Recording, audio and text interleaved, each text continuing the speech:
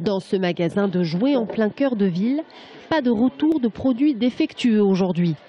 Contrairement à ce que l'on pourrait s'attendre au lendemain de Noël, certains continuent leurs achats. Elle a eu des sous à Noël, donc voilà, tout est bon pour acheter une nouvelle poupée. Pour l'instant, peu de retours. Peu de retours, on a eu quelques jouets en double. En effet, le Père Noël a dû se tromper. Soit il s'est trompé de liste, soit il s'est trompé d'enfant. Mais quoi qu'il en soit, les échanges ont pu être faits en magasin, donc il n'y a pas de souci. Le retour des cadeaux de Noël, un phénomène qui se vérifie moins que les années précédentes. Globalement, c'est une tendance qui s'affirme d'année en année. Alors, il y a quelques années, en effet, les jeux électroniques avaient tendance à avoir quelques défauts. Mais plus on avance dans le temps, mieux ils doivent être faits. Et il y a beaucoup moins de défauts dessus et beaucoup moins d'erreurs et donc beaucoup moins de retours.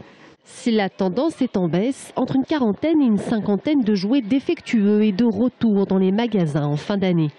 Aucun chiffre d'affaires ne nous a été communiqué, mais cette franchise tire toujours son épingle du jeu.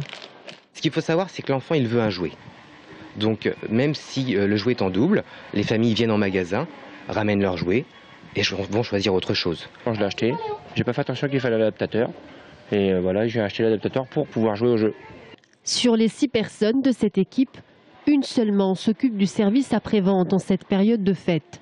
Une période où ces magasins réalisent la grande partie de leur chiffre d'affaires annuel.